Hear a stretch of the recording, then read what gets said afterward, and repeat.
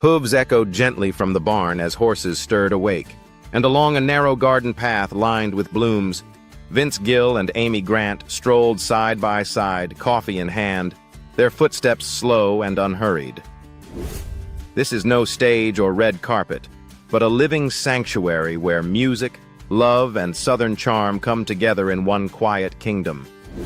Today, you'll step inside that world, through the farmhouse rooms and the orchards, to see how a country legend lives off stage.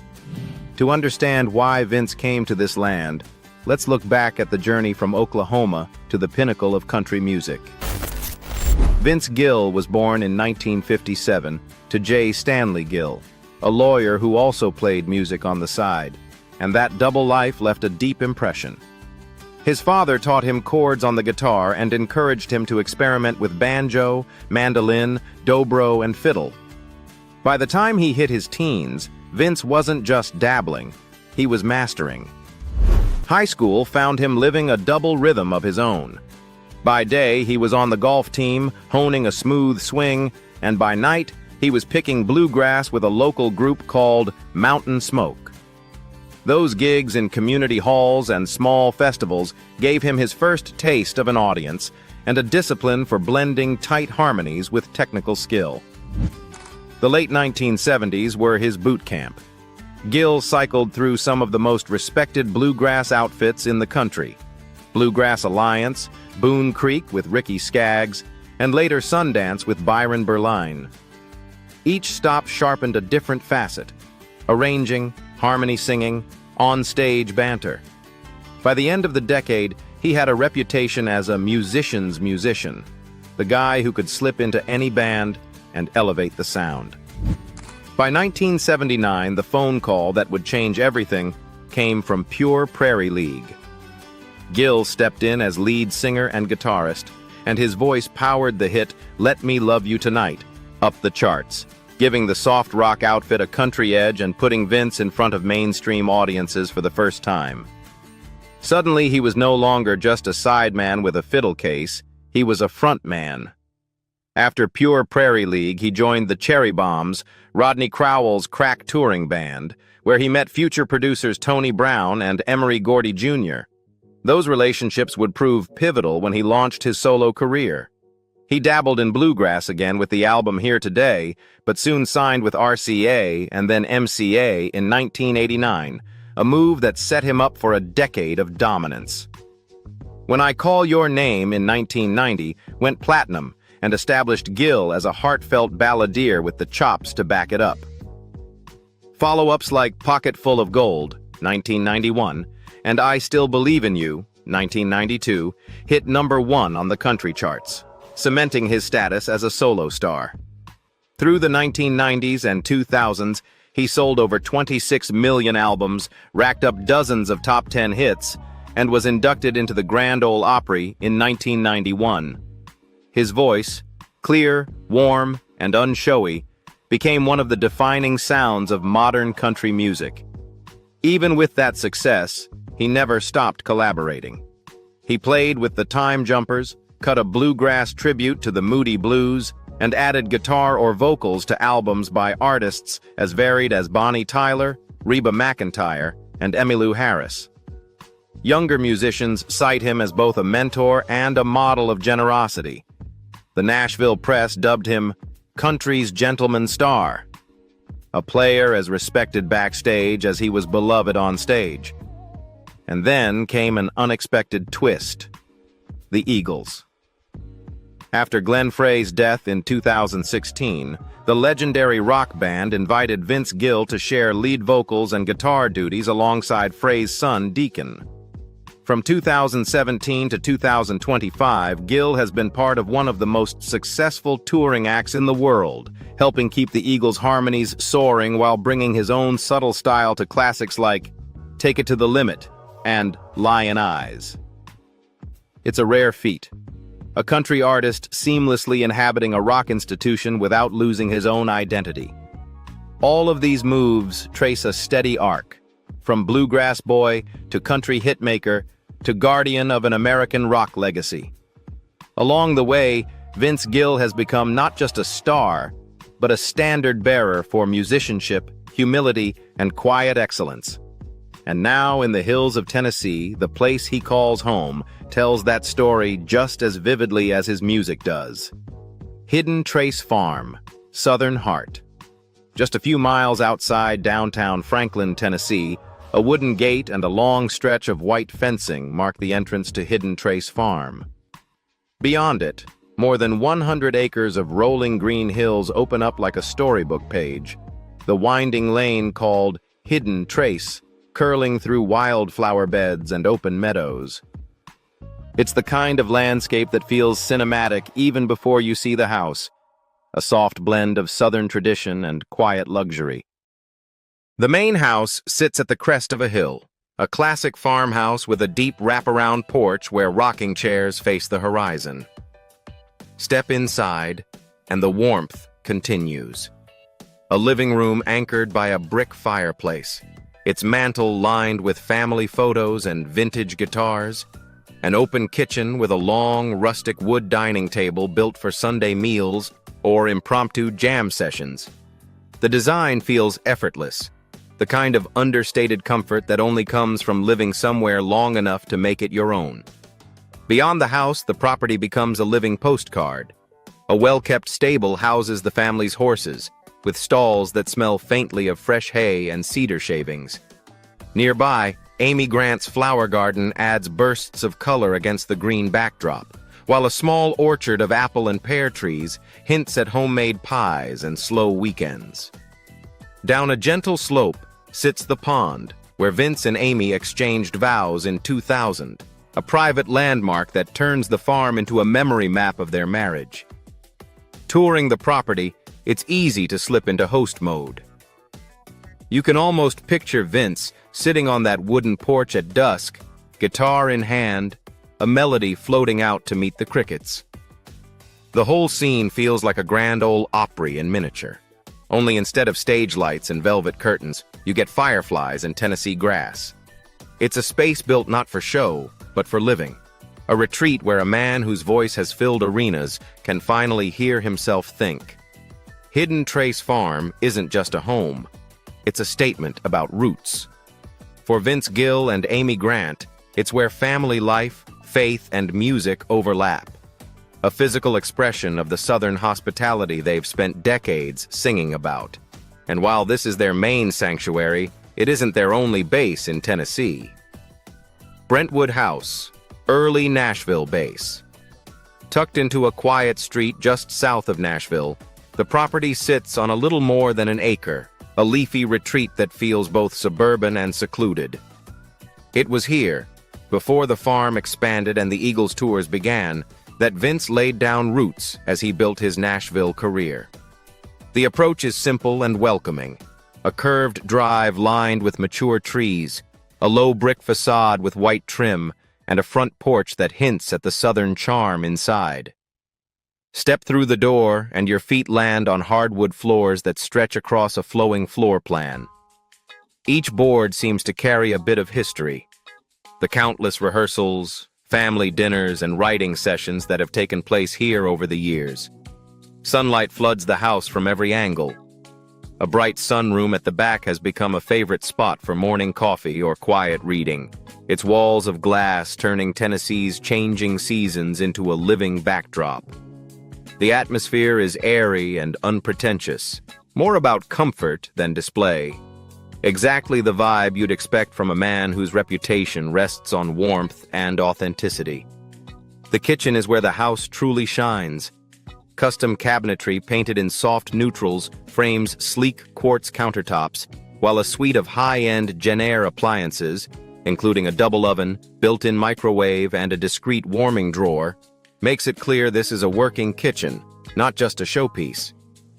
Whether it's Amy baking for the kids or Vince pulling together a late-night snack after a studio session, the space is built to be used. Across from the kitchen sits a cozy dining area, close enough to smell what's cooking and big enough to host bandmates or family guests. In the evenings, the glow from pendant lights bounces off polished counters, turning the room into an impromptu writer's den where melodies are hummed between bites. Out back, the property opens up just enough to feel like a mini oasis, A landscaped yard dotted with mature trees offers pockets of shade and privacy, and a small garden provides herbs and vegetables for the kitchen. Vince has been known to take a notebook out to the patio, strumming a guitar while sketching lyrics or melodies. The space may be a fraction of Hidden Trace Farm, but its intimacy invites creativity of a different kind, the kind that thrives on quiet focus rather than sweeping vistas. This contrast is the key to understanding how Vince Gill balances his life. By day, he can roam over 100 acres at the farm, tending horses or hosting friends for outdoor jam sessions. By evening, he can retreat to Brentwood, close to Nashville's studios and venues, but still buffered from the city's noise. From farm to Brentwood House isn't just a change of address, it's a rhythm of peace and convenience, a way of keeping one foot in the industry and the other firmly in family life. And just as his homes tell his story, so do the instruments inside them. Vince Gill is as famous for his guitar collection as for his voice, and each instrument carries a history of its own. Guitar collection. Step inside Vince Gill's music room and you're immediately surrounded by rows of vintage cases and polished wood, the kind of space that feels more like a museum than a private home. Front and center is the legendary 1942 Martin D28 herringbone nicknamed Airplane. The guitar Gill famously traded almost everything he owned to acquire back in 1971. Built from Brazilian rosewood with a Sitka spruce top, it's known for its deep, balanced tone and responsive projection, the kind of sound that fills a hall without a microphone. In the vintage market, it's easily a six-figure instrument, but for Vince, it's priceless, the anchor of his collection and the guitar he reaches for when he wants to feel closest to his roots. On another stand sits a 1928 Martin 00045, often called the Holy Grail of pre-war Martins. Its abalone inlays shimmer under the lights, and the aged Adirondack spruce top produces a bell-like clarity few modern guitars can match. This is the instrument he might bring out for a hushed ballad or an intimate TV appearance, where the subtleties of its voice can be fully appreciated. Then there's a Martin 0040, once owned by the legendary Chet Atkins, a guitar that carries not just tonal magic, but living history. Its smaller body gives it a punchy mid-range perfect for fingerstyle work, and knowing its previous owner, it's easy to imagine the melodies it has already hosted. In Vince's hands, it's both homage and continuation, linking two generations of country guitar masters. Against the back wall are not just guitars, but mandolins, specifically a pair of Gibson Lloyd Loar-signed F5s from the early 1920s, among the rarest and most expensive mandolins ever built. With carved spruce tops, flamed maple backs, and that distinctive flowerpot headstock inlay, they produce a warm, woody chop that defined early bluegrass. In collector circles, these mandolins fetch well into the hundreds of thousands, but for Gill, they're working instruments, still brought on stage when the arrangement calls for a mandolin's sparkle. As the host might say, each guitar here is a chapter in the country music story Vince has been writing for 5 decades. They're not just possessions, but partners, instruments that shaped the sound of countless sessions, tours, and collaborations. And just as his instruments reveal the arc of his artistic life, his financial story reveals how that artistry has been rewarded. Income and net worth. His estimated net worth of over $30 million is the product of decades of consistent work, careful choices, and a reputation for reliability that has kept his calendar full without tabloid drama. Since his breakout in the early 1990s, Gill has sold over 26 million albums. Classics like When I Call Your Name, Pocket Full of Gold, and I Still Believe in You went platinum and double platinum, feeding steady royalty checks as country radio kept them in rotation. In the streaming era, those hits have found new life, introducing Gill to younger listeners and generating ongoing digital revenue. His collaborations, from Amy Grant to Reba McEntire to the Time Jumpers, also add to his catalog's depth and earning power. Live performance remains a cornerstone of Gill's income. He's a regular at Nashville's Ryman Auditorium, often hosting multi-night residencies that sell out without much promotion. His tours across the US and abroad have been models of consistency rather than spectacle. Solid ticket sales, tight bands, no cancellations. That reliability means promoters and venues treat a Vince Gill show as a sure bet, which in turn keeps his booking fees healthy year after year. In 2017, Gill joined the Eagles following the death of Glenn Frey, stepping into a role few could handle. The band's stadium tours have grossed hundreds of millions of dollars worldwide, and Gill's cut of that plus merchandise sales has given his income a major boost. It's a rare second act. Most country stars wind down in their 60s, but Gill expanded his audience to rock fans and international markets. What stands out in all these streams is how steady they are. Gill has never chased quick cash with flashy endorsements or risky ventures. Instead, he's built a portfolio of income sources that mirror his persona: honest, consistent, quietly successful. And as we'll see in the next section, Gill hasn't hoarded that success. In Nashville, they call him Mr. Nice Guy, not just for his songs, but for his heart. Philanthropy. One of his longest-running efforts is the Vinny Pro Celebrity Golf Tournament, which he launched in 1993. What started as a way to combine his love of golf with a good cause has become one of Tennessee's signature charity events, raising millions for youth golf programs and mentoring initiatives. It's not unusual to see Gill greeting players at the clubhouse, guitar still in his car from a show the night before, blending sportsmanship with showmanship in a way only he can. In 2007, he helped create the All for the Hall benefit concerts for the Country Music Hall of Fame, an institution he now chairs. The shows have featured everyone from Taylor Swift to Keith Urban, with proceeds funding educational programs that introduce young people to country music's heritage. It's a natural fit for a man who still remembers learning chords from his dad and knows what a lifeline a guitar can be. Gill has also been there in moments of crisis. In 1995, after the Oklahoma City bombing, he organized a benefit concert for victims and first responders. Over the years, he's lent his name and time to organizations like STARS, Students Taking a Right Stand, the Tuberous Sclerosis Alliance, Children's Miracle Network Hospitals, Special Olympics, and, most recently, VetSaid 2025, where he performed alongside Joe Walsh to support veterans and their families. Together with Amy Grant, he has supported more than 60 nonprofits, many of them local and low-profile. They've given quietly to schools, food banks, and arts programs, often without press releases. In 2011, that steady work was recognized with the Joe Kraft Humanitarian Award, a Nashville honor reserved for citizens who make a sustained impact on the community. The pattern is clear. Gill's philanthropy is as consistent and understated as his career. No splashy foundations, no self-named charities, just a steady flow of concerts, appearances, and personal checks that keep organizations running and kids learning. It's an extension of his ethos on stage: play well, share the spotlight, lift others up. And while his public image is wholesome, his private life is richer and more nuanced. A blend of long marriages, blended families, and a style that shifts easily from bluegrass boy to Grand Ole Opry gentleman. Personal life. In 1980, he married Janice Oliver, one half of the country duo Sweethearts of the Rodeo. They spent nearly 2 decades building careers and raising their daughter, Jenny Gill.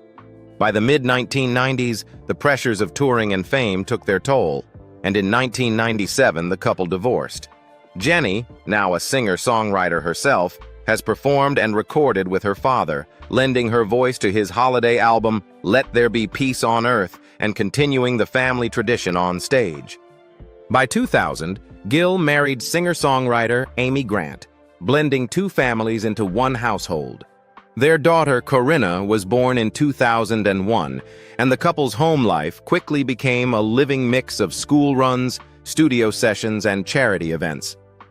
Friends describe their relationship as steady and affectionate, the rare celebrity marriage that has grown stronger with time.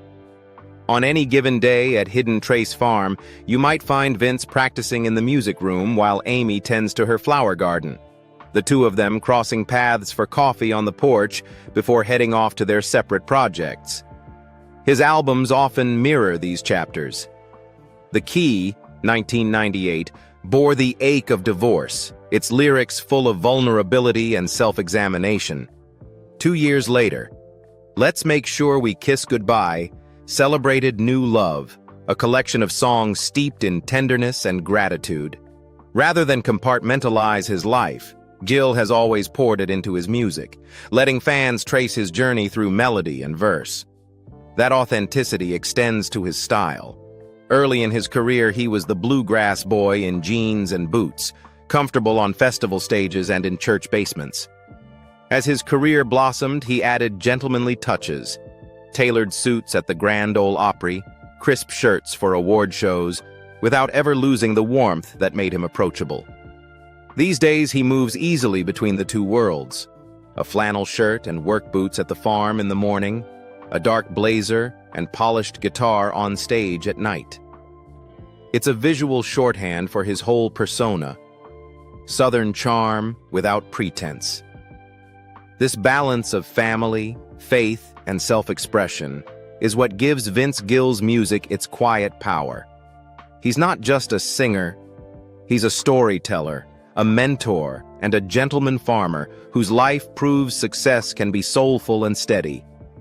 If Vince Gill's story inspires you, don't forget to like this video, subscribe to the channel, and turn on the notification bell so you won't miss our next celebrity home tour. Thank you for watching this video, and see you in the next videos. Goodbye.